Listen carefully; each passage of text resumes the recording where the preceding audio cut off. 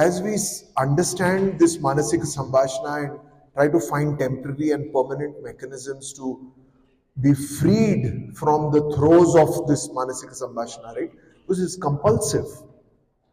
So, the answer does not lie in the mind. The answer lies here.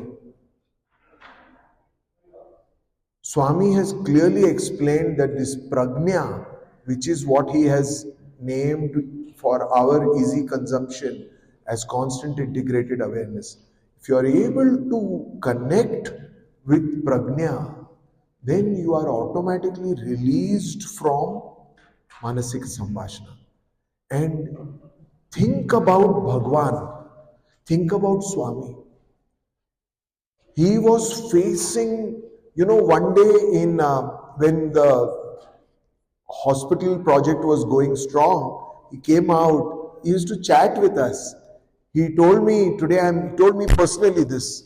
He said, I'm very happy today. I just, we don't say anything to Swami, we don't know what's going to come next. Just looking up at him. He said, today I have placed Prashanti Nilayam on complete mortgage. I said, how can that be a matter to be happy about? These are Swami's exact words. Chala anandam, chala santosham. Telusa enduku? You know why? I have put Prashanti Nilayam on mortgage. This was the time at which the water project was about to happen. And Swami never solicited funds. I have seen Swami has called me inside interview room, open up envelopes, you see the checks that are coming and he has torn those checks. Oh my God, these are many, many zeros.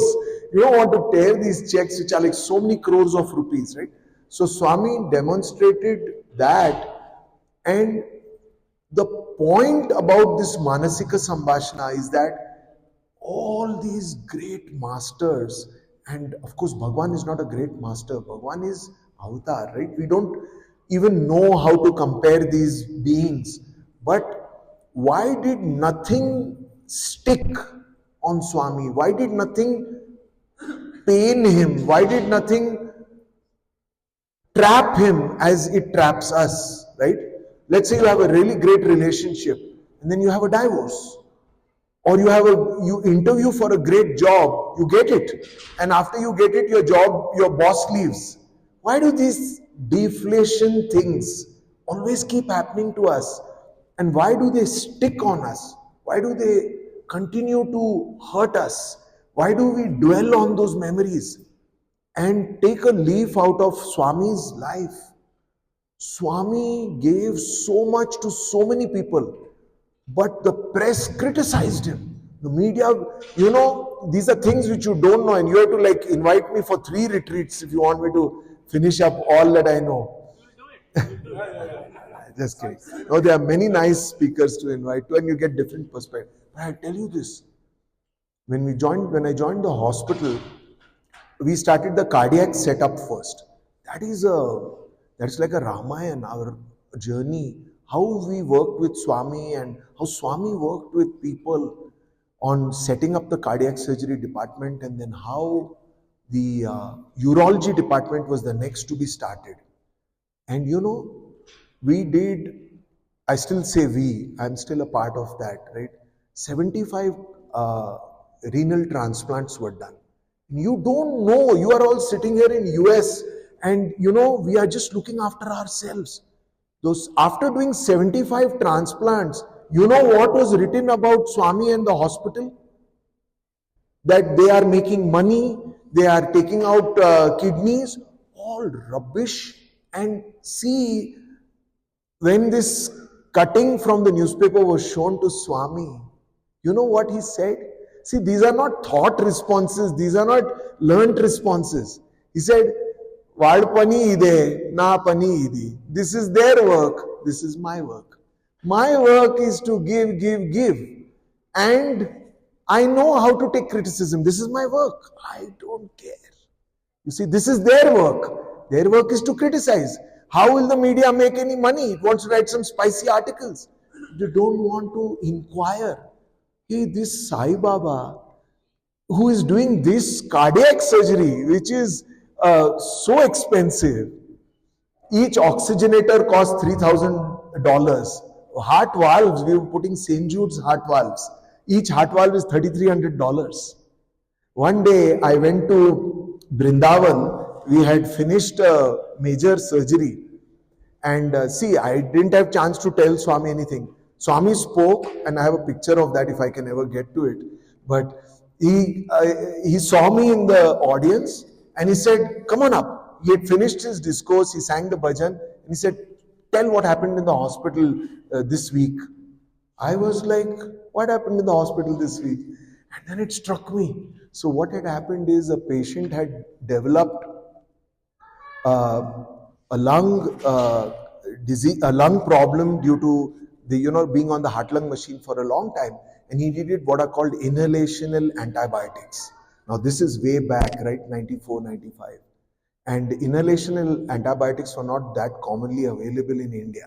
And think about Puttaparthi, where it is, right? So we had contacted so many people in the US, and that antibiotics had been shipped, and the patient got it and recovered. But then he went into what is called DIC, or differentiated intermittent clotting. So, which means that the patient starts to bleed from everywhere in the body, skin everywhere. And now this was a surgical case. So we have to do everything to prevent him from being lost, right? So 23 units of blood were donated and transfused to that patient. 23 units. And see, we don't even think that this is free and how it is happening today. So after all this so that's what Swami asked me, just to recount what I had seen and been a part of, right? So I said all that, and Swami was listening so carefully, like he's like a child. He's the one who's running this whole program, but he wants others to know, and that is of course only the devotee audience, right? So then the trust members went back to Swami and said, "Swami, the expenses of the hospital are going up so much." And Swami used to joke with us and say, every time Apparao comes, Apparao was our CFO, Chief Financial Officer. Every time Apparao comes, in those days Swami had to sign the check physically. So month end, they would go to Swami, they would submit surgeries done, doctors hired or doctors left or whatever. They would give an update, and then they would give Swami the bill for oxygen, drugs, medication, supplies, all that. So Swami had to sign a single check. So Swami used to joke with us, every time Apparao comes to take a check for your cardiac unit, I start to get a heart attack. These are his own words. Because you are doing heart treatment there, but who is looking after my heart, right? The numbers were astronomical. Go to think about it. Every year, I was there for 14 years. There's not one year where we didn't do 1,000 heart surgeries a year. And the funny thing is, we really need to be educated. So in 93, through Mr. Rajiv Mahajan and others, they arranged an international cardiac symposium in Parthi. And very big names from the US came there.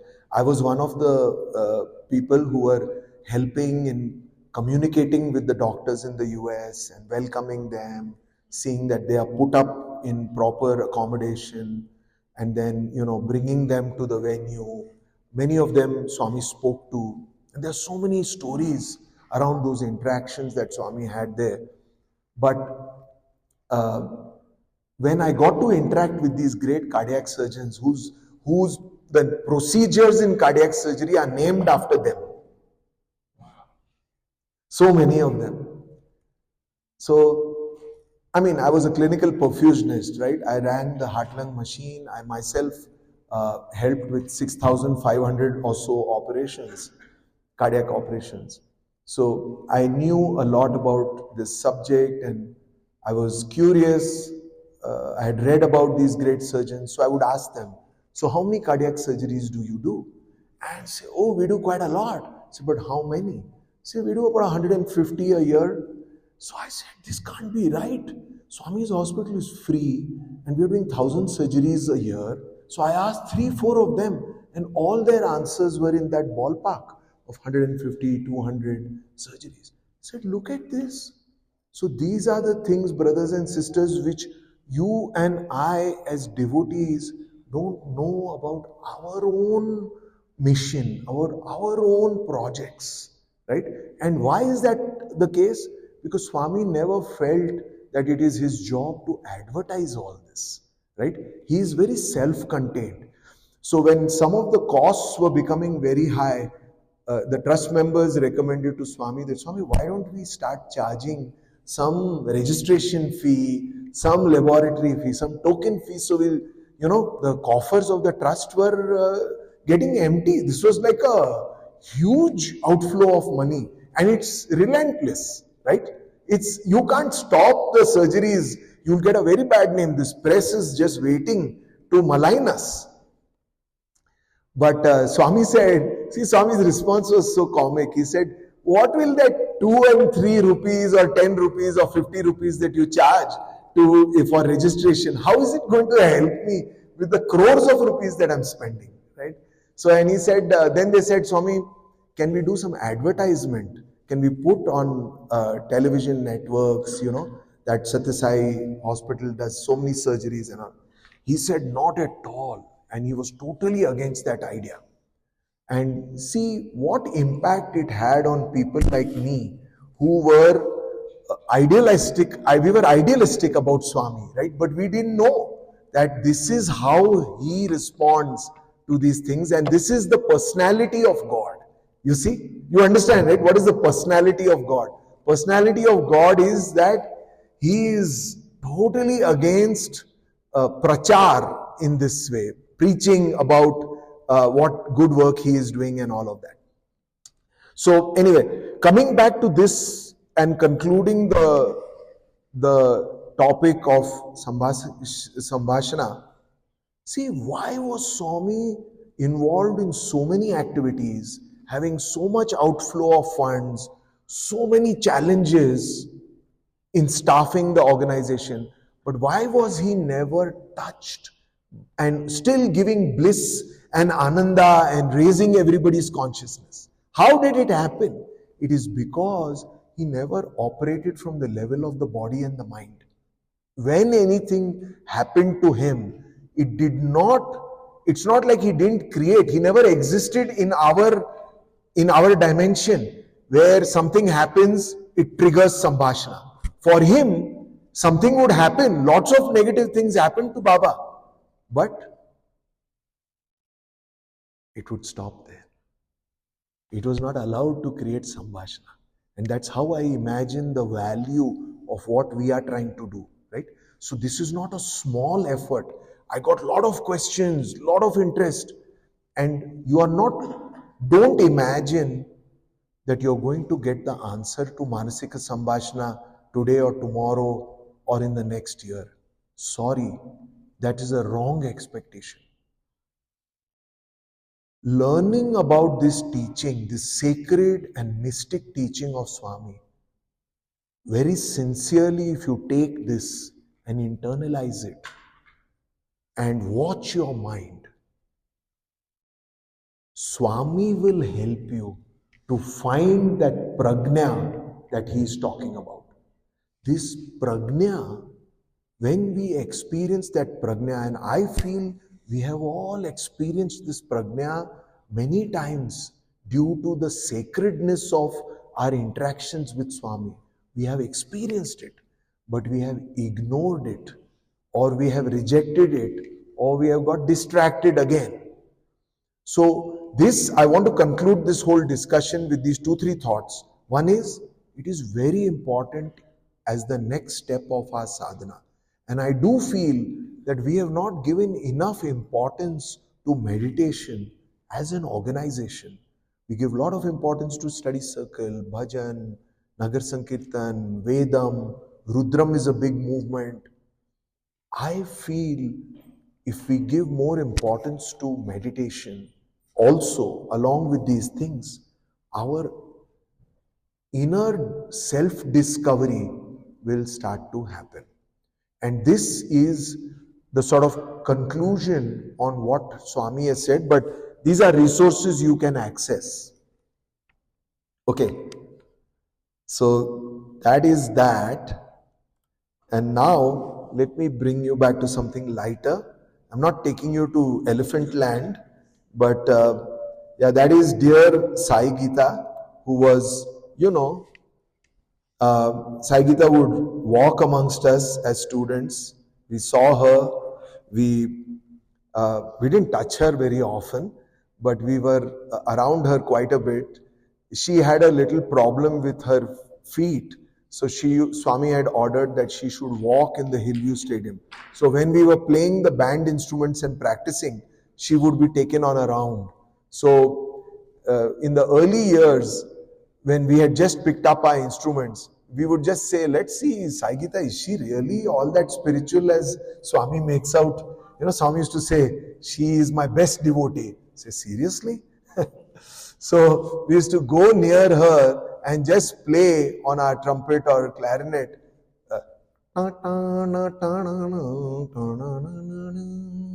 She would like wake up and suddenly start trumpeting and all that. And so many times the kids would, when they had learnt a bhajan on the brass instruments, they would go and play in front of her and then she would respond.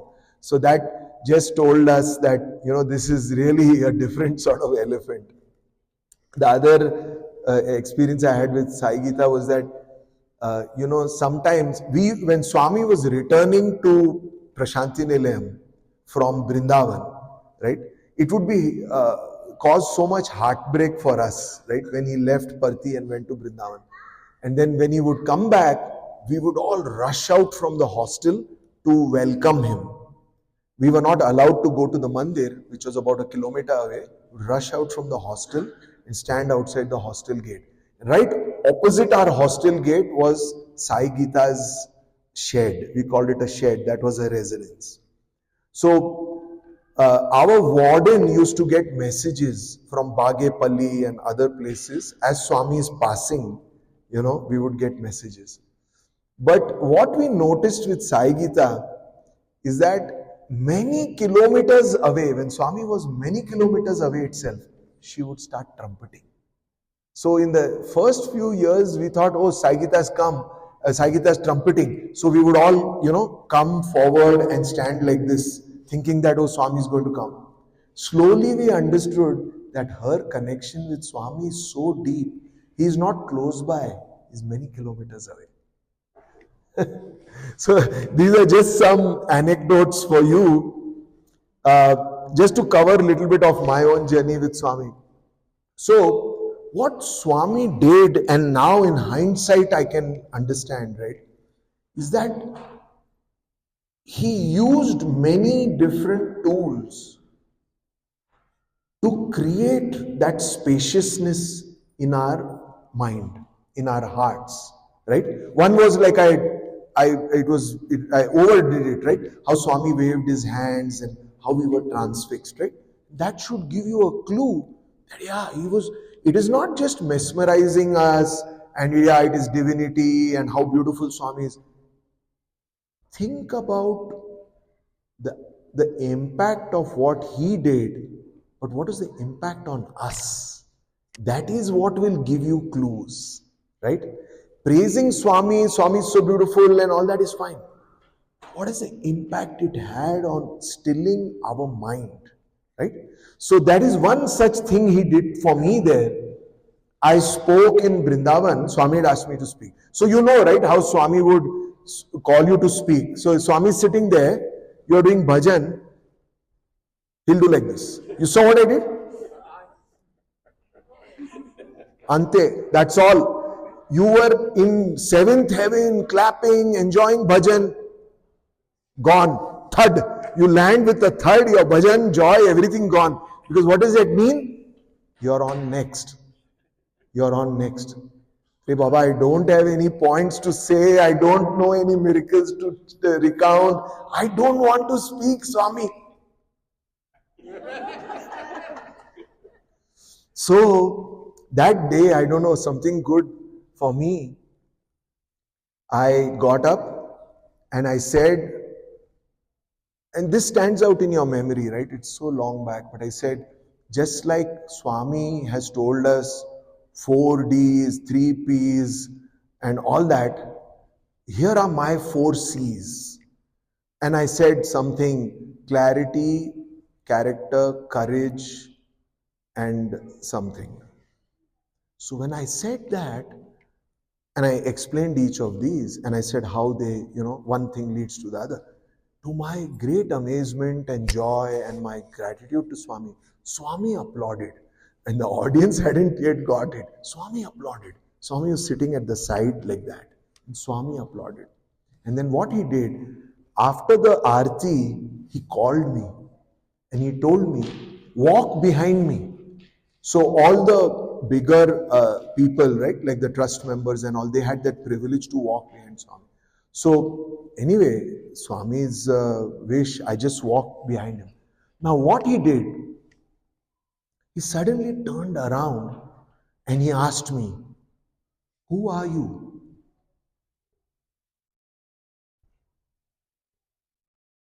I said, what? He's suddenly forgotten who I am? He knows me as a short form for me. He says Mari, he says Mariwalla. What is this? And then luckily it struck me that obviously Swami is not asking the question at that level, right? Because we have this habit of making everything into a physical thing, right? Like I was telling, we think only physical. Swami is asking, who are you? And I don't think my answer satisfied him, but I just went on my knees, and the best answer I could muster without being too philosophical, right? Say, Swami, I am Atma. You say, you are Donga, you are not Atma. Donga means you are thief, right? That would have been too much. So in between giving a physical answer and an Atmic answer, I said, the best, see, you have to do quick thinking. So I said, Swami, I am your son. See, that is safe, right? Swami cannot say, you are not my son, right? And it's not too philosophical. So Swami liked it, and he nicely patted me, and I also got a picture in the bargain. This is a picture of me being blessed by Bhagwan with the gold medal. This was after I finished my MBA and I had joined the hospital. So can you believe what is the conversation going on? The gold medal and all is past. That is for MBA. Now there's a new chapter begun, right? That new chapter was the hospital. And incidentally, see the beauty of these memories, right? This was the day one of the hospital starting. And we did 4 cardiac surgeries on day one. And many big hospitals started in Delhi. In fact, I know for a fact, even Escorts Hospital, a very well-known hospital in Delhi, for 1 month, they did 1 surgery a day to stabilize. On day one, 1992, we did 4 surgeries on the same day. So it's an incredible achievement. And what Swami is asking me is, surgeries etla enaira? How did the surgeries go? And so that is the conversation going on at that time. Okay, this is another fun thing. The pictures have become small. So Swami took us to Chennai for our MBA tour. You know, when you do your MBA, you have to go and, have a first-hand understanding of the industrial setting. So we went around Chennai, and what happened is, and try to don't get over concerned about the details. See how it applies to us, right? That's why for this I've given the title "Yearning for the Lord." So we were staying. Swami was staying in Sundaram. How many of you know Sundaram in Chennai? Oh, many hands, many hands. So we were too many boys. So we were put up in V. Srinivasan's guest house. And we had to go, after our industrial visits, go to see Swami. Swami was giving darshan in a place called Abbotsbury. Huge ground. But what was happening? By the time our industrial visits got over and we got into the bus and the bus drove through Chennai traffic, Every time we entered Abbotsbury, we would hear the Aarti bells. Om Jai Jagadish. Who wants to go here? And to make it worse, all the people in Parthi were calling us up and telling, hey, you guys are so lucky, man. Swami took you to Chennai. What's happening? What's happening? What is Swami saying? And my parents wrote me a letter. Please share what Swami is telling. And here we are not seeing Swami even. No interaction. So what happened is, see, this is how it sometimes builds up. And it's a very personal story. But when we got into the bus, I felt so angry. Of course, I was a young guy. I felt so angry. I just shook the bus arm rest, And I don't know how our yearning gets communicated with Bhagwan. But when I got down from the bus, we were going to Sundaram because I was sure we'll not be able to see Swami again. When I got down from the bus, Swami was standing behind the door. And the moment he saw me coming down, he said, hey, Mari, Itra. And he materialized Vibhuti, gave me, and he took me by the hand. There is a beautiful statue of Shirdi Baba right there in Sundaram. And they had put a golden crown for that. So Swami took me there by the hand and said, Emtidira? And I said, Swami, golden kiritam. Ah, very good, very good. He just wanted to talk and give, blessings. So the way I took it, of course, you don't have to tear the bus seat and all that. You don't have to get so angry. But that yearning, right? That yearning for Swami. See, you all have to understand this in perspective. When we got the chance to be so close to Swami, right? Too much familiarity, right? Is a problem. You don't value the thing as you should be valuing.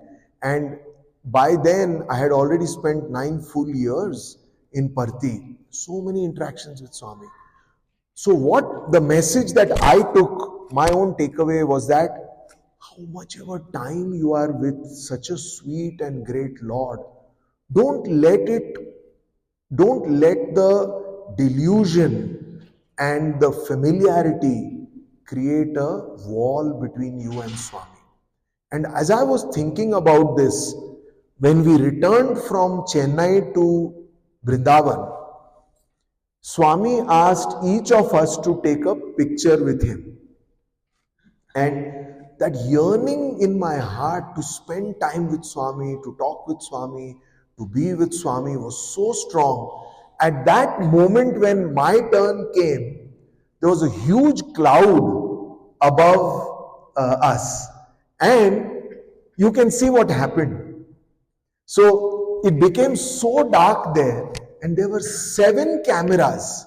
7 cameras were there. All the camera guys suddenly said our cameras are not working, and they ran to the hostel close by to get a battery to switch the battery around.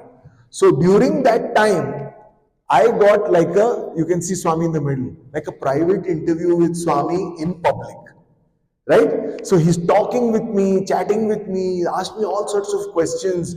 Which subjects you're doing well in MBA? What is your plan now? Are you willing to stay longer with me and work in the house? So many conversations happened at that time while these 7 photographers were befuddled and didn't know why all their flashes failed at the same time. So for me, the learning was that if you pine for Swami, if your bhakti is genuine, and that is the theme of our retreat, right? Devotion to Satya Sai. So why did I not talk about experiencing divine life? Because we are not going to be able to experience divine life until our devotion comes to the point where it can. Swami used to tell us this very often. Your devotion should be such. He said, my heart is soft. My heart is very soft. But your devotion is not even able to melt my soft heart. So we should stop patting ourselves on the back. I spent 23 years, I got 3 gold medals. Sorry, all that doesn't work with Sai Baba. Sai Baba looks for the purity of your heart. If a soft heart of Sai you can melt, that is what we should be focusing on. So this, it's a very personal incident, and it's a very memorable thing for me, that how Swami responds to, I didn't tell this to any other student that I was with, but I was inside, my heart was aching. Like I told you, right? And others were putting a little bit salt on the wound, right? You're so close to Swami, what's happening? And all. Where is Swami? We're not even able to see him. Even ordinary devotees are able to see him. And that, I took it, that Swami's response was so beautiful. Okay, so I'm just going to move on a little bit. Like I told you, you're doing an MBA course, right? And I have a syllabus to cover. So I covered a little bit of those interactions. This is the wonder and beauty of Kodaikanal, right? So we were so blessed to be there for, I think it was 32, 33 days with Swami. And I'm sure other speakers have told you about this. It's not a mystery. I actually put the Kodai video on my computer, but it's obviously I cannot share it with you, give it to you, but maybe after the session I can show you a few glimpses of that. It is beautiful. And so you can see, right, these are pictures from other Kodai trips also, but here you can see how Swami used to come around. This was how we used to eat. There was very little space between the tables, and Swami's sitting here, it's a little bit dull, but Swami used to walk around, and of course, needless to say, there were maybe 30 items that we were served with, so we really enjoyed our breakfast, lunch, dinner. But the highlight of the trip was that we would get to spend about 9 hours in Swami's direct presence every day. And he would come down, so we would go up to his room. The moment he came out of his room, he would see us. So when you go to think about it, right, see which other personality is there in the world who has such a lack of privacy. Isn't it? Right? He had a small room. He would open the room and we would be sitting there. We were 50 boys. And Indian houses and all are not like our US big houses. So 50 boys crowded there and spilling over onto the steps. And so there was no privacy, but that is what he loved, right? He loved giving of himself. And then we would sit down for a few minutes. See, Swami in the early morning is very different, right? See his face glowing, and he would just look at the posts that had come and make some casual comments. Somebody's birthday, he would bless them. And then he would say, Legandi. Legandi means get up. And we would go for the breakfast. Then he would come around, see us eating. Then we would again come and sit. Then when we were sitting, he would say, today you all ate too heavy breakfast, come on, go for a walk. So it was about a 2.5 kilometer walk around the Kodai lake. So we would go and finish that walk. And in the evening, he would give a discourse outside. And then he would come back in and give another discourse inside. So we had all in all about 9 hours interaction with Swami, and then lunch and dinner, of course. And these are just some nice pictures of, he would send us to buy gifts for our parents, and then he would take them and wear them himself, right? So you can imagine, if you brought that bracelet for your mom and it is costing say 100 rupees, now it is costing, 50 million, right? Just kidding. I'm just saying it's priceless, but look at your bracelet went on Swami's wrist, seriously. And that's how he would eat this. Over here, he's eating corn. He would eat a lot of corn, and he would never sort of put the whole spoon in. He would toss it in. And then this is a picture with my classmates, Patle and Kishan Babu, and he's materializing. He materialized a very strange object for Dilip. So in Kodai, obviously, we saw a lot of different materializations, right? And that's one of them. Now, there's a beautiful story about this, but like that, there are hundreds of stories, right? So here, what happened is he gave a lovely discourse on Sri Rama, and when it came to the point about Mother Sita giving a gift to Hanuman, she gave him that gift. And then he said, do you want to really see the bite marks of Hanuman's teeth on the pearls? So who will say no? So we were all clamoring and he said, yes, yes, yes, Swami. And Swami said, okay, but you have video cameras, you have cameras, and you have to stop. Promise me you will stop. And we said, yes. And we kept the cameras down, but one video camera owner took this. So Swami was very upset. He was very upset. He said, I told you don't take. I'm showing you something rare and exceptional, but I requested you, you agreed, and you still took it. So what he did is, he took that guy's video camera up to his room. For 4 days, that video camera was in his room. So he said, instead of punishing him, he gave you another gift. He kept the camera in his room for 4 days. So that's a blessed camera.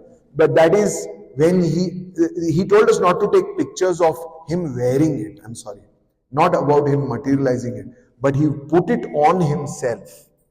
So that's a really rare picture. What is it? What is the gift that... So a number of... Rama was rewarding all the people who helped fight Ravana. Right? So when it came to Hanuman, Rama didn't give any gift. So everybody was perplexed because everyone they knew that Hanuman is Ram's main like and devotee, right? So then because they insisted, Rama said, I can't give him any gift. So Mother Sita said, I will give him. So she took out her pearl necklace and she gave it. And Hanuman the Great, instead of valuing it, he started biting it. So they say, why is he biting it? Then there's some, what else can you expect from a monkey? But what he was doing was trying to find out whether those pearls in any way help him to go to Rama. So he did this. Are they chanting the name of Rama? I'll break them and see. And when he found that in no way they are giving anything about Rama, he just threw them away. So then everybody was upset. How can you throw Mother Sita's gift away? And that's the point at which Sri Ram explains that is why I didn't give him any gift, because he only values me. Okay, moving on, covering syllabus. So that's opportunity we had. Swami had just received this new car, and the few of us, Bhimeshwar Sharma, Kumar, myself, Dr. Bhatia, and Sundar again is behind, Sundar Iyer. So Swami, what happened is he was seeing us off. See, when we would go to Vrindavan, see, it's a family, right? And of course, you have to make it into that family. You have to survive all the challenges to get a little bit closer to Swami, right? With his grace, when we went this trip to Vrindavan, Swami called us in and he said, no, now you all go. It's getting late because it's a 3.5, 4-hour drive back from Vrindavan to Parthi. And all of you are working tomorrow and all that. Go. So he gave us Vibhuti Prasadam packets and he gave us Namaskar. Then we were leaving. And then he said, no, I forgot something important. And he told Radha Krishna, who was his driver at that time, go bring the car. So we didn't know anything about that. And Radha Krishna came to Swami and started whispering something. And apparently what he was telling Swami is that, Swami, it's too late. They will not be able to appreciate the car. Swami said, you don't worry, you bring the car. So he drove the car out and you can see that it is twilight, right? But Swami really wanted us. So that is one thing is his teachings, his life, his message. But the other thing that we got to see, right, is the personality of God. Right? This God, when he comes down in the human form, he takes certain qualities. He just manifests certain attributes, right? And that is what we got to taste and see. And it's not only me. There's Guna, there's Balaji, there's so many other people there. I know there's so many other students here as well. And to varying degrees, we got to see that. And what happened is, when he was taking us around the car, I don't remember who, but one of us, I think Dr. Bhatia, he stumbled a little bit. And you know what Swami did? Swami said, "Hey, be careful, हमारे car को scratch लगता है." I am not exaggerating this. I am not exaggerating. This is the big memory associated with this. Sambalo हमारे. Swami is not saying you take care, you will get.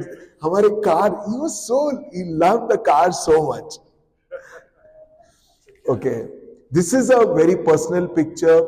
My father is no more, but he had an early heart attack at the age of 56.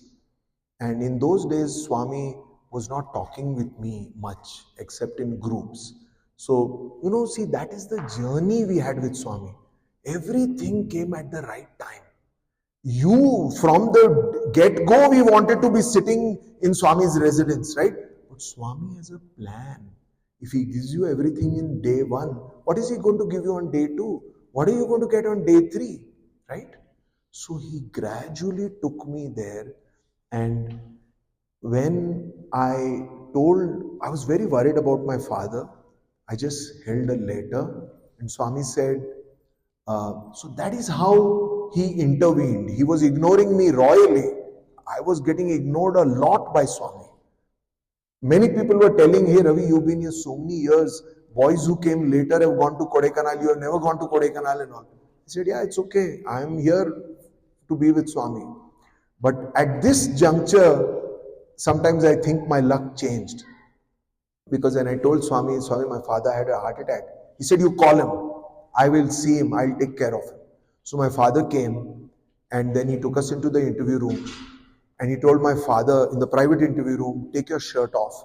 And he materialized Vibhuti, rubbed the Vibhuti nicely on his chest, and told him, "You have nothing to worry." And from that time in 1988, till he passed away 2 years back, he was in really good health. He visited me here in the US so many times. He lived a full life. But more important, right? See, that's about his physical health. More important, he became very attached to Swami. Very attached. He was full time into Swami. All the time, Swami, Swami, Swami. And that's where I see that it's not only Sai students who can learn how to become so attached to Swami. A person like my dad, if you remember, when I showed you the black and white pictures and I said, "Lekin Swami, mere father ko devotion nahi hai," right? That was my judgment of my father. But Swami said, "Nahi hai." Later on, he became the anchor for the family. And again, don't think, because we just tell you the stories in summary. When he came, Swami asked him, "Are you willing to leave your job and come?" He said, "Yes, Swami." So at 58, he took early retirement and came. And Swami, when I went up to Swami and told Swami, "Swami, my parents have left everything and come." He said, "Why?" I said, "What?" You see, you can't tell Swami, "Swami, you told," right? So he went through so many procedures, so many changes in his company, etc., to make the early move out of the company. And they came bringing one car and all the luggage, and Swami had given us a room. And then Swami is asking like that, "Why did they come?" And then see, whatever you want to call it, whether it's a test, whether it is, but eventually then Swami gave us an interview after a few days. And then that's the picture in this interview when my father has left Mumbai and come. And then see, that's another thing. He tells him, you want to work here? हम job देता है. I will give you job. 3 दिन में job देता है. And that 3 days became 3 years. 3 years my dad took the hit, sat in the darshan. We tried to ask Swami many times. Swami would just make some excuse. But that is a testing period. Don't think that you can get Sai Baba so easily, right? Yes. So we have this way, right? Oh, I did so much for Swami. I gave up my job early. So when Swami asked me, can you come? I said yes. Now I have come. Swami says 3 days, 3 years. That's how he likes you too. So who should you submit to? Right? Think about it. In our life, we are given the mandate or the order to submit to many people. Right? But when it comes to submitting to Swami, it is a very sacred duty of a devotee. We all say bhakti and all that. But do we really have that sort of bhakti? Do we have it in us? To say, no, I will stick it out with Swami. And I am very happy for my father that he stuck it out. And after that, Swami gave him a very beautiful job. He was the first chairman of the Bhakta Sahayak Sangh. That is a very important body in Parthi. And the Bhakta Sahayak Sangh chairman has a responsibility for all the canteens, Sai Gita, Swami's fields. Swami had some fields outside, and the massive stores where they sell things, plus other things. So, due to his patience and his ability to mimic students, so this is how students lived with Swami. Swami would often tell, I'll give you a job tomorrow, then 1 year would pass, then he would say, I'll give you a job after 2 years, then 7 years. There's one student, Srinivaslu, who waited like this 7 years. Today, he is the editor of the Telugu Sanatan Sarthi. He's a great singer. So now, if you examine this from the worldly point of view, you will say, why did he waste 7 years? He would have made some contribution to some company.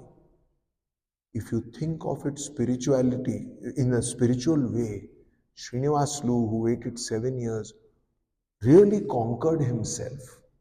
Right? Imagine what it must have taken for a student. He had finished his masters in physics. And he quietly waited. 7 full years passed before Swami gave him a job. So, I am happy and grateful that my father was able to do little bit of what students do. And he got the reward. He got more than the reward. Yes, Swami's blessings, Swami's grace all through. And then my mother and sister are with me right now in Raleigh. So just their pictures also. Okay, just some fun things, because, too much serious talk of Sambhashana and then all these personal things. Just 4 or 5 nice things. I'll read them out to you. So one student went up to Swami and said, Swami, I got a dream. So I called my parents, because in the dream you told me that you will give us an interview. So Swami, without batting an eyelid, said, de sakta hai, dream wale Baba ko jaake bolo. Go and tell the Baba in the dream to give you the interview. Right? Swami is like super quick. He didn't, de sakta hai, dream wale Baba ko bolo. So then Swami, and this is again a very big thing which we don't have time to cover, right? All students know this. Swami liked it that we communicated with him in the form of letters. He liked it. Again, you have to be very smart to make the right interpretation. It's not that Sai Baba was waiting to take your letters and he was happy that you were writing. He wanted you to develop many different channels of communication. Knowing that your life is going to happen in many different ways, This letter writing to Swami became a very sweet way of communicating our bhakti to Swami. So most of our letters were so-called love letters to Swami, right? Swami, please give us a chance to be with you, be close to you, and all that and all that. So he told me in Kodaikanal, hey Mari, thoda short letters likho, write little bit shorter letters. Summarize kar sakta hai. You can summarize it. Then when I finished my MBA, he said, now MBA ho gaya, means MBA is done. Are you going to Bombay? Go to Marine Drive. So Marine Drive is a famous posh area in Bombay. But see the way he played on words. Marine Drive jao, go to Marine Drive.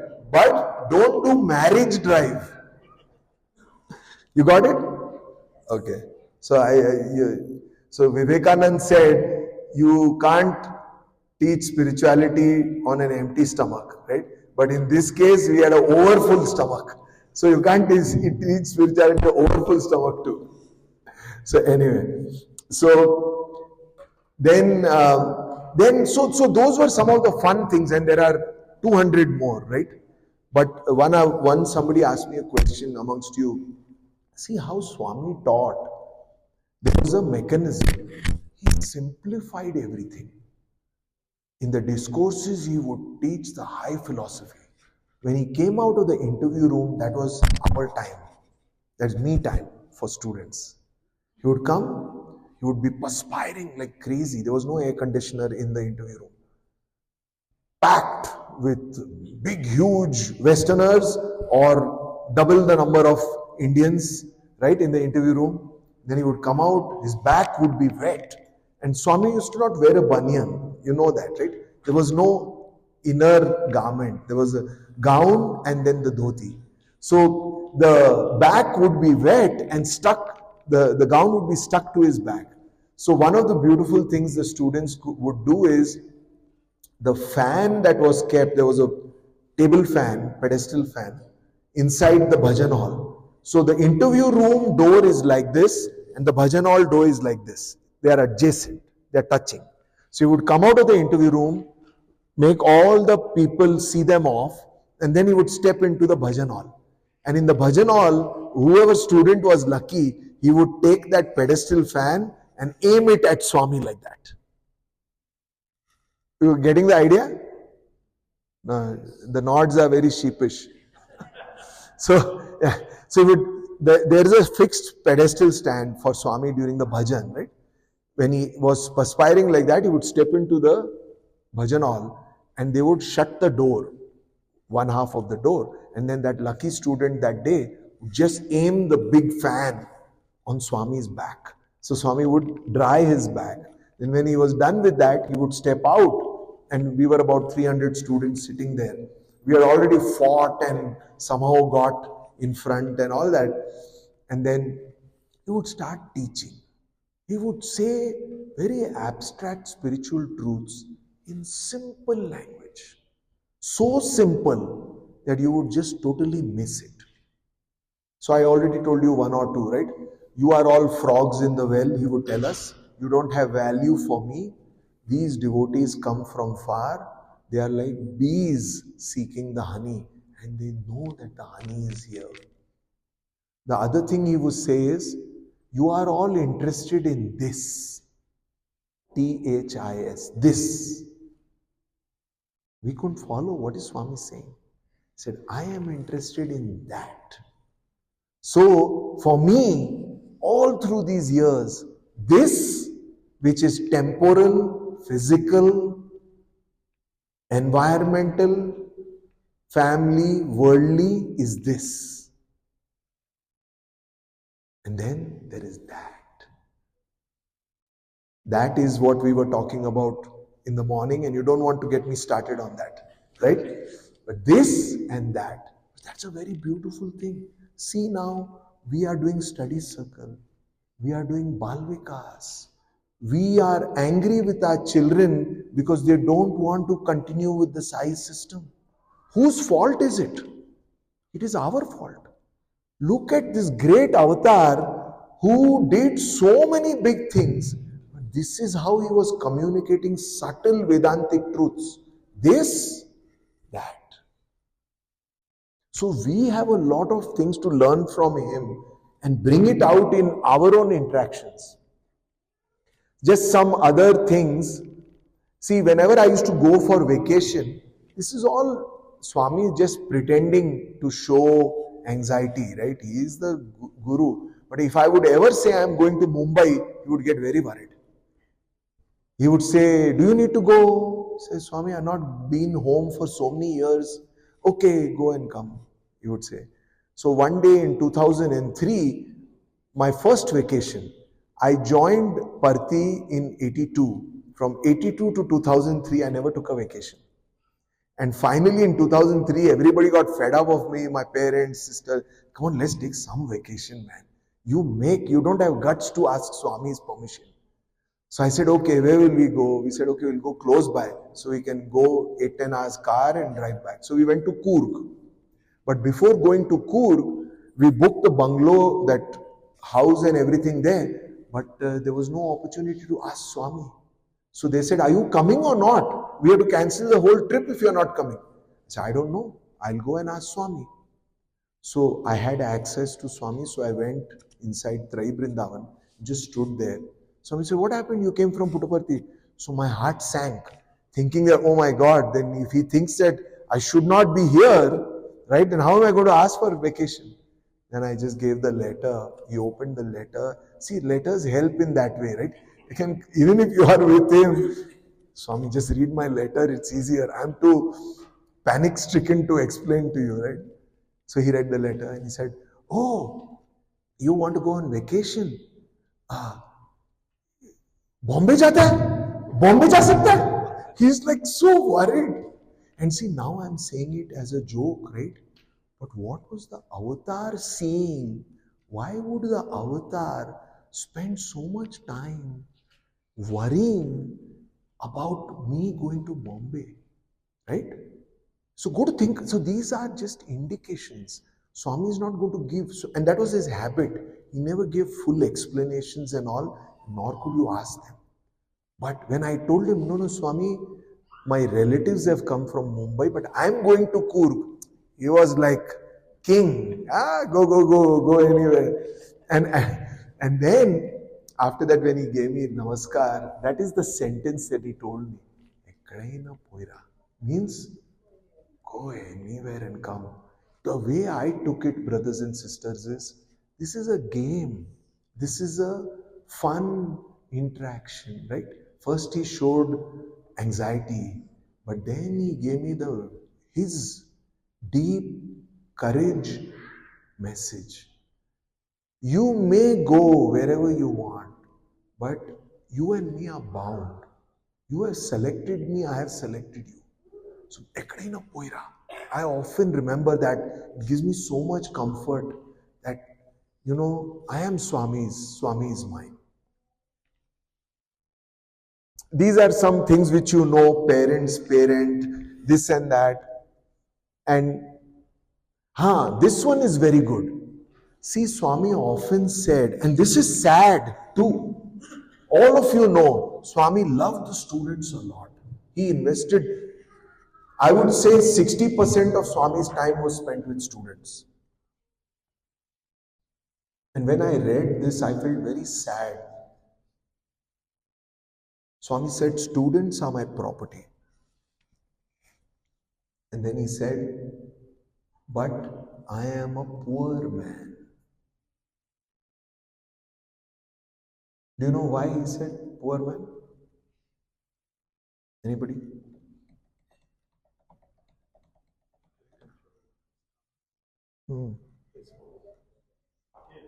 Who is poor? See, there are 2-3 ways in which we have to understand Swami, right? See, Swami had a mission, and the people who were, Swami has said very clearly, when a person comes to me for the first time, I look in his heart. These are not my words. If you have not heard of this, you guys really need to catch up on Sai reading. Swami said, when a person comes to me for the first time, I look in his heart. If I see a small light, I immediately accept him. If I see a very big light, I let them go. If I see total darkness, I do not deal with them anymore. These are not my words. Major disclaimer. This is written in Anyatha Sharanam Nasti. First hand, Swami is told her. What does it mean? All of us have potential. The big light refers to people who are already there, who don't need any spiritual guidance or help. I don't know who those people are. I think there are very few on earth today. But seriously, right, when you think about who are we, Swami used to many times come out on the portico and tell us, many of you are yoga brashtas. Means you were yogis in your past life and you fell off the spiritual path, right? And in any case, many of us whom he accepted probably have a little bit of light within us, which means that there is potential to grow that individual into a major successful aspirant. Let me put it that way. And he said, those whom I find darkness within, I don't deal any more with them. Which means, the way I interpret it is that there is no potential for them to immediately in this lifetime awaken or arise. Not that every human being has potential. And Swami is the one who was positive about everything. But I think this is to do. So anyway, so coming back to this, right? So Swami said, students are my property. And then he said, not all property is the same. Good to think of it, right? That's also common sense. North Arizona University property versus that thing where I took a lot of pictures of the cactuses on the road, right? There's nothing happening there. The real estate value of that land is nothing. You have to pay people to come and do anything there, right? So real estate, so Swami's property are students, but each student, so that is where Swami is telling us all that don't take things for granted and become complacent. Just by the fact that you became Swami's student doesn't mean you have achieved it. In fact, I'll tell you this, I was shocked when I read this. And I saw Dr. John Hislop. Dr. John Hislop has come to our college, spoken in our prayer sessions so many times. So when he has written this, I value it. He said, Swami, don't I have a place in your plane? You can read this. It's all there in conversations. And it's a big conversation. And Swami says, he asked Swami, where is the avataric journey right now? He said, the plane is taxiing, Swami says. And then he makes bold to say, Swami, do I have a seat on your plane? And he said, only few people can come. And so he puts Hislop in that, am I there or am I not there? And you know what Swami had said about John Hislop? He openly said, he never said this about anybody. He said, you are a person who could run an ashram on your own. You have so much spiritual capability. So he made even Dr. John Hislop nervous about whether he had a seat on his plane. And then he told him finally, no, I have given you a ticket. So obviously Dr. John Hislop made it. And you just read Seeking Divinity, you will understand for yourself where this man was, right? That positivity. There's the preface of the book says, Swami is my greatest hero and I don't know what I would do without him. And obviously I know that he's also divine. So that's the Western way of saying, right? First he talks about the hero and then he says that he's divine. But he was a great sadhaka. When he heard about Swami, his wife had a major accident and I think it was in Mexico or somewhere. And then her leg was like pretty badly twisted. And when they came back to the US, the doctor said, oh my God, this is gone. This can never be fixed. It's been, the cast has been applied totally wrongly. And at that point they hear about Swami and he says, they were following Jiddu Krishnamurti in Europe. And then, you know, he was also with Mahesh Yogi in transcendental meditation. He was the vice president in the Ramakrishna mission. He was doing deep meditation. And when he goes to Swami first time, you should read that encounter. It's not about words and miracles and all, but it really warms your heart. He said all the men were put together in one small room in East Prashanti, and Swami comes there. And you know what Swami is doing? Swami is ignoring them. They're like 10 white men, and Swami is just pacing up and down, walking up and down. Who can predict what Swami will do, right? And he says, John Islop says, in this dry Western heart, watching this small black man pace up and down, I could feel the first flutterings of the wings of the butterfly of love. I said, oh my God, look at that. So everything is not Lingodbhav and Vibhuti Abhishek and all that, right? These beautiful things show you the personality of the avatar and how he was received. So anyway, concluding on that point, not all property is same. Swami said, I'm a poor man. I have a lot of desires. A poor man is one who has a lot of desires. A rich man is one who doesn't have desires, right? You get that, right? So Swami said, I have a lot of desires. I want my students to do a lot of things, which is another way of saying, they have so much potential if only they all manifest that potential. So it made me very sad, because it made me think that, oh my God, we are not able to really satisfy Swami. And that's where I undertook that sadhana. Okay, nice joke Anil Kumar told. So one student narrated this joke. Why do we not have hair on our hands? Check your hands. Okay, so that is confirmed, right? It's like Sambhashana. Don't say I don't have Sambhashana. You have Sambhashana, you have to recognize it. So, okay, any guesses?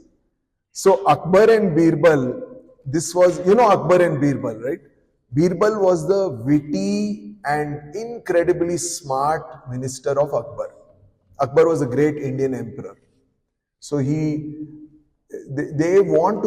other courtiers constantly want to put Birbal down, because whatever they do, Birbal comes out on top, and he's the favorite minister of the emperor.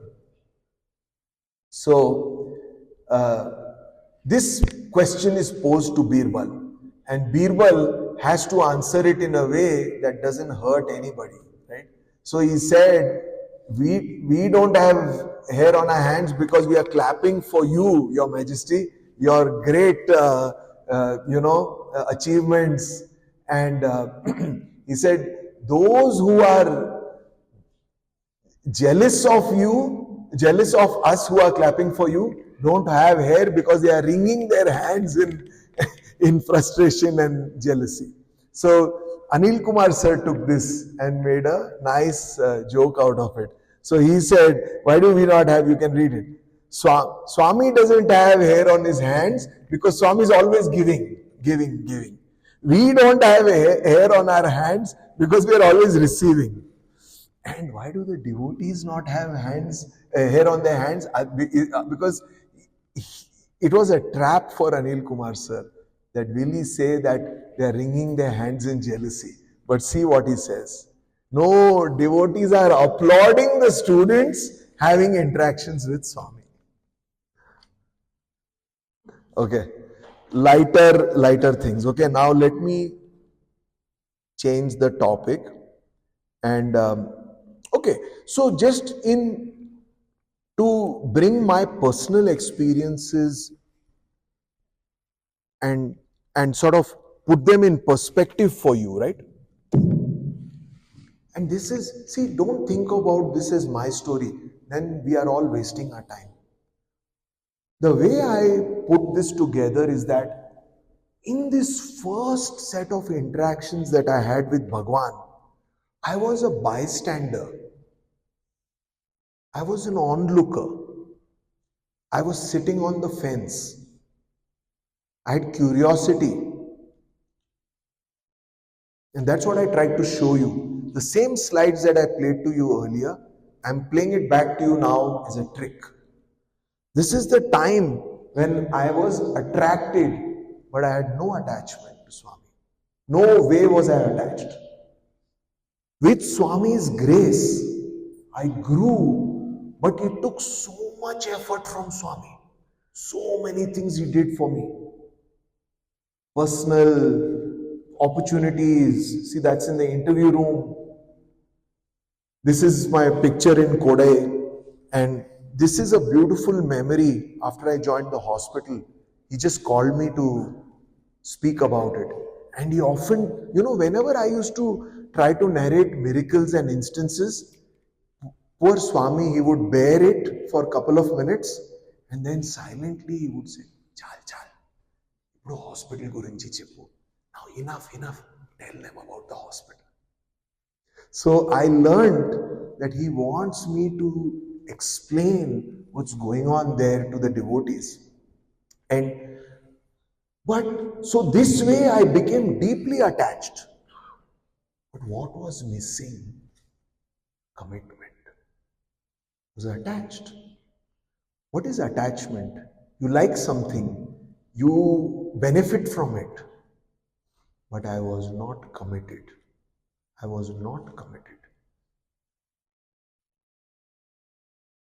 After my MSc, Swami told me to join MBA. Up until that point, I thought I'll dedicate my life to Swami. During MBA, different ideas started to take root. So when Swami told me, two of us, myself and a student called Bharat Dutt, Swami said, both of you go to the US and get trained and then be my first employees in the new hospital. So when he announced in 1991, in the birthday time, he said, I will start a hospital and next year, same time, same place, I will announce the completion of the first few surgeries and all that. So what happened is nobody believed it. Even insiders didn't believe it. Nobody believed it. And you can't blame them. It was hard to believe. Puttaparthi, where there was no power, no water, where are you going to get nurses at that level? And even in the later years when there were strikes, truck strikes and other things, we had a horrible time transporting oxygen cylinders from Bangalore city. So in that context, nobody actually thought that Swami is serious about building a super specialty hospital. And at that time, Swami was telling me, are you willing to join the hospital? And so it was like a double whammy, right? This hospital itself is not going to come up, and Swami is asking me to commit to join the hospital. And that was where I realized my own weakness, that up until that point I was very committed. But now that I was doing my MBA, I was starting to think that I should go in the outer world and become a manager and all that. And then Swami, of course, guided me. And I left it to Swami, and Swami said, Hamara agya hai. Join the hospital, it's good for you, good for your parents, and good for the country. These are his words. So then I just, dived in wholeheartedly. But I wanted to, and I don't have time to tell you the full story in detail, right? But this is what I want to tell you, that we all start by attraction. Oh, nice to know something good going on. And then, as you get deeply connected, you start to realize that you're attached but not committed. And the reason I'm playing with these words is for all of you to ask yourself that question. This is nothing to do with me. My life is laid out there for you to see. You have to each one ask yourself that question. Are you just inquisitive or nice to know basis? Or have you got to the point where you are attached? And finally, once I made the choice and wholeheartedly I went into serving Swami in the hospital. Not that the commitment is ever over, but that was phase one of my commitment. At least I put my worldly desires, I made them take a secondary place for some time. And can I say that I was victorious forever? No. But I did it for 14 years. I served wholeheartedly. I got to see firsthand what Swami was actually doing there, how he was addressing and attending to the poorest of the poor, probably in the world, the poorest in the world. And if even if I didn't have the money to contribute to it, at least I had the time, and by personal dint of effort, I could contribute to the Swami's mission, because clinical perfusionists were a very rare commodity. So when Swami got me trained in clinical perfusion, I was able to contribute, and we could hold the fort ready. We were able to get cardiac surgeons, but clinical perfusionists were not available. And I was able to play that role, and there were others as well. So some contribution we made to Swami's work and mission. And those are just some pictures. Swami, in that lovely picture, used to sit on a golf cart, and 2-3 of our students had the opportunity. But in this case, I didn't have time to change. It was my turn to drive the cart. So Swami would travel the hospital, huge corridors, and I just came down in my scrubs. And there you can see Swami coming to our operation theatre. Many stories are there about miracles in the operation theatre, Swami warning us, take care of this and that, and those things would happen. And then there's a joke about this picture on the top. Can you guess what is the joke?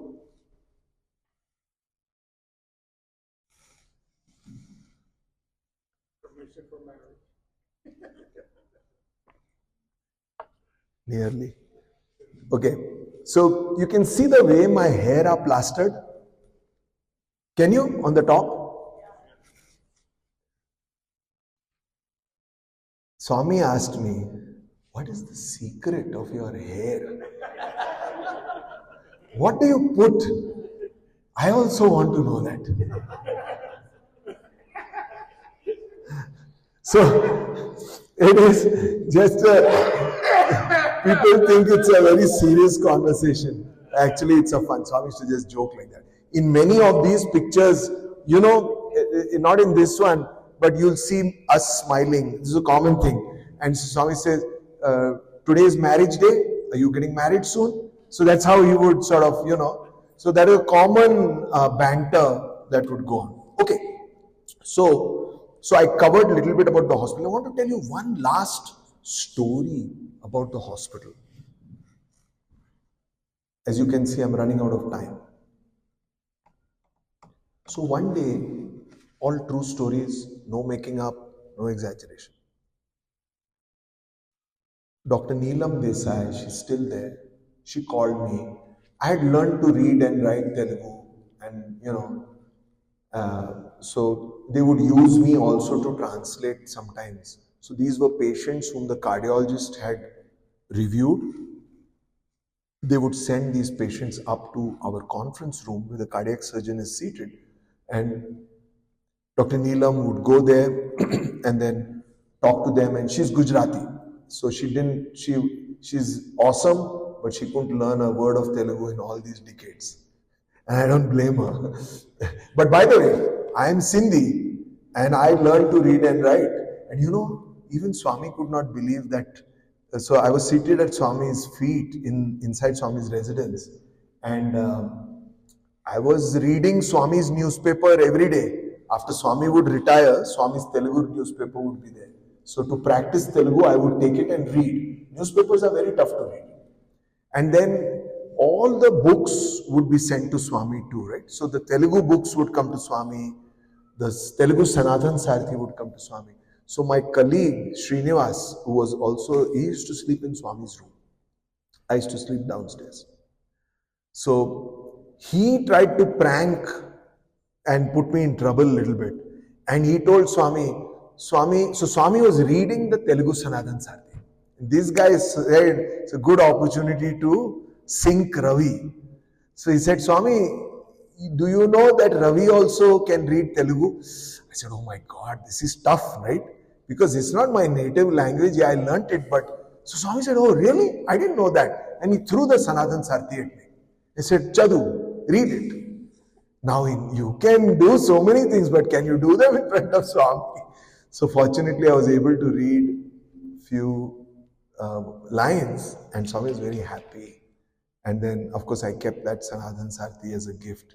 But what was I trying to tell you? Dr. Neelam. This is a very poignant story. So, because of all this Telugu knowledge, she called me to translate. This has nothing to do with Swami. This is not Swami's story. There was a tall man from West Godavari, very tall, in dhoti and tattered clothes. And he had one sling bag like thing on his shoulder. And then there was a little girl. She must have been 12, 13. She had what is called severe MS. MS is mitral stenosis, and severe MR, mitral regurgitation. That combination is deadly because it means the valve is, if it is only MS, you can open the valve because it's stenotic, it's closed. You can cut it open. But she also already had a lot of regurgitation, meaning even if you repair it, it will just be a mess. And her lungs were getting badly damaged. So that condition is called PAH, or pulmonary artery hypertension. Because when the valve controls the flow between the left atrium and the left ventricle, and excessive blood is going to the lungs therefore. So she was dying, in other words. Young girl, 12 years old. So Dr. Neelam asked me to translate to this man. Are you ready for the surgery for this girl? He said, I have heard that there is some other expenses also. You will not do everything free. Because you imagine the cost of that surgery was about minimum $10,000 to $12,000. Right there for the surgery itself, not post-op and blood and all. So she started to explain to him that after valve replacement, you need to take anticoagulants lifelong. And so he asked me to ask her, how much would that cost? So I asked Dr. Neelam, say 400 rupees a month. So he asked me again, okay, 400 rupees a month, but how long? I said, lifelong. So then he said, I don't think I can do this because I have a son.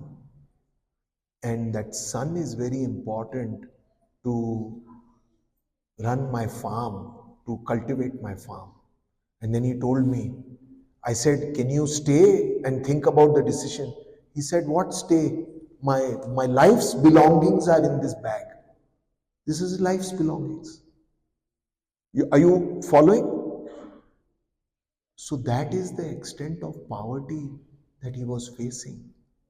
And then the reason I'm telling you this is, see, the spiritual man has to be sensitive.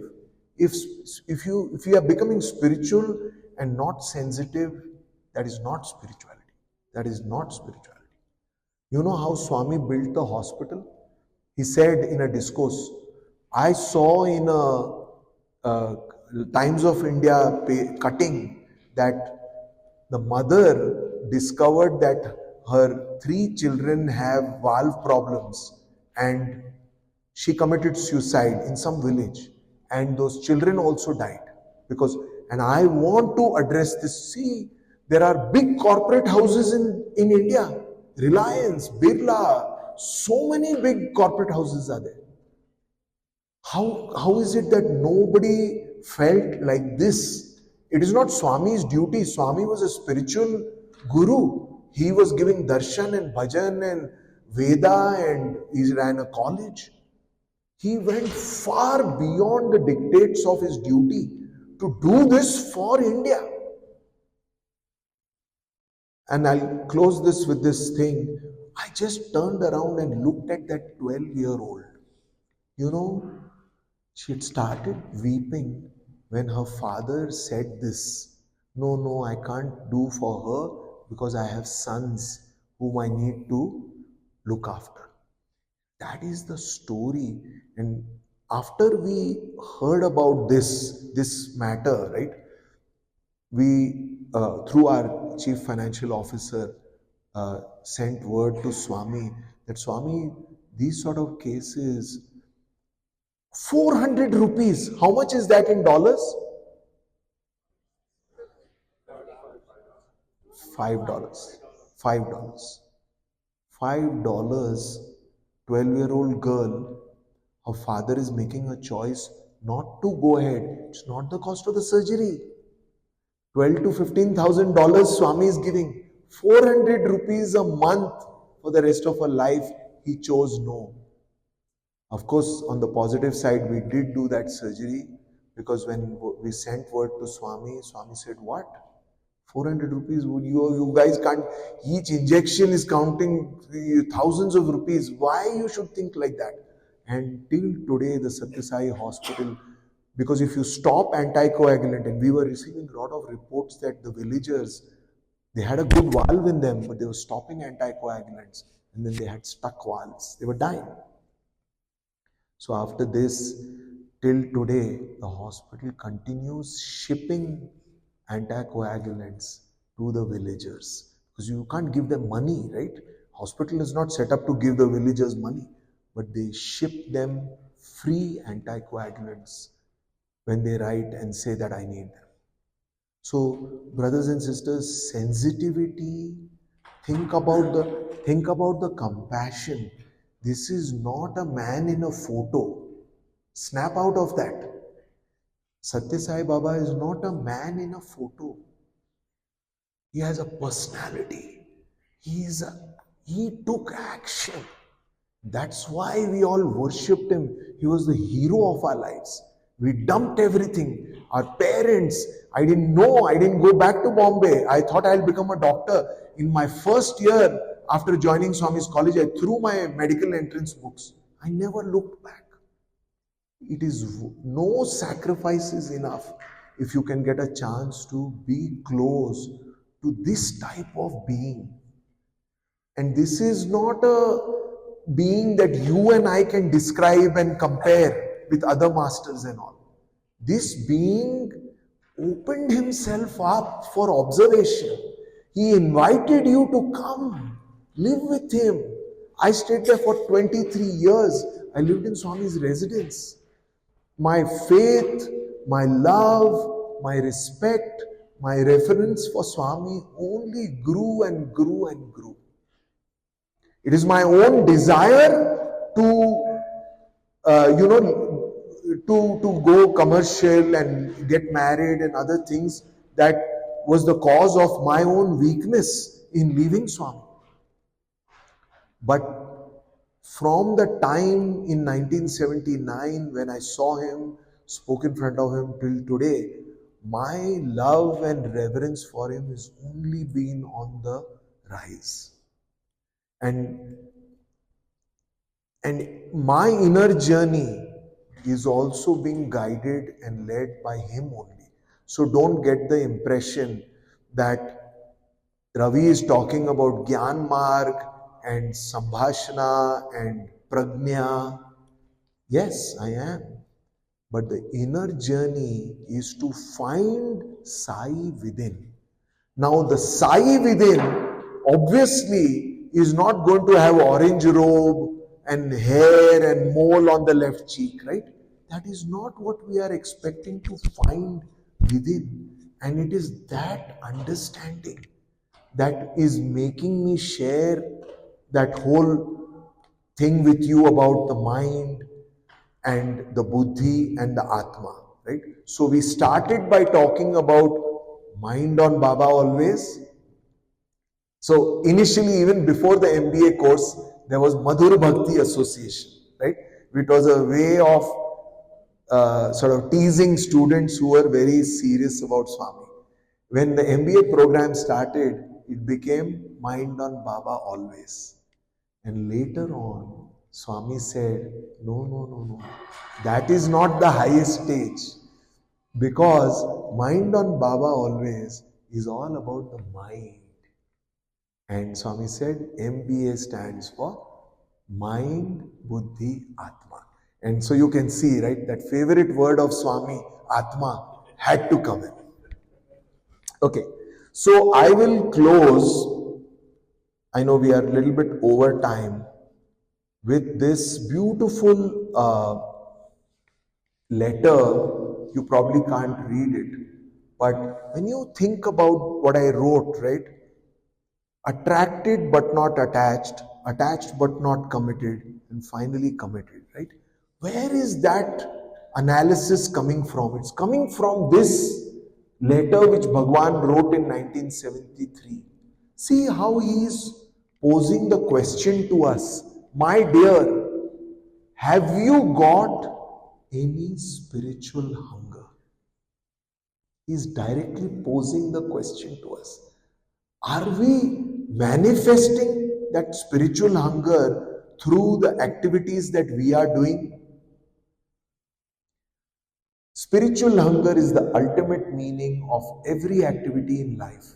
The dissatisfaction and the restlessness that remains even after obtaining all the necessities of life show that everyone, consciously or unconsciously, does suffer from spiritual hunger. Even if you're a worldly person, you're constantly dissatisfied. You amassed $100 billion. There is Elon Musk, there's Jeff Bezos, there's so many people. Swami says each one, whether he's achieved or not achieved, has this dissatisfaction or restlessness within. And it is not appeased until the spirit within is realized. Without this divine discontent, there is no real progress. So we should have this mental satisfaction that we are getting. Oh, I attended the bhajan. Oh, I helped with altar decoration. Oh, I helped with the retreat preparation. Great. Great. But don't let that make you satisfied to the extent that you don't search within. The inner journey is very important and far more important than what you're doing in the outside. Without this discontent, there is no real progress. World peace is possible when all the people of the world wake up to the facts governing universal life, and there is a heart-to-heart feeling of goodness, love, and oneness among the inhabitants of the world. Who can write like that? Swami studied is a 7th grade dropout from a tiny unknown village. Look at the writing, look at the depth of the thought. So I want to leave you. I know I've brought out a lot of things today, and I thank you for sort of bearing with me. I went on and on. And the 3 things that I would want to conclude with is that students got to see the personality of Sai. And it is not to separate students from devotees. That is how Swami ordained it. So the personality of Sai comes out through all these conversations, these tidbits, these jokes, this, what irritates Swami and what doesn't. The second is the fact that his mission was not about physical things, even though that is how we may have taken it for many decades. Krishna tells Arjuna in the middle of the battle, all of your problems are due to your misidentification with the body. And I believe that that was Swami's mission too, though he didn't want to beat us up because we were not at that time ready to understand this deep philosophical message about identifying with the body. And the third thing is that when I meet you all in 3 or 4 years, I will ask you to tell me what is the answer you have to Manasika Sambhashana. Okay? Sai Ram. Jai Sai Ram.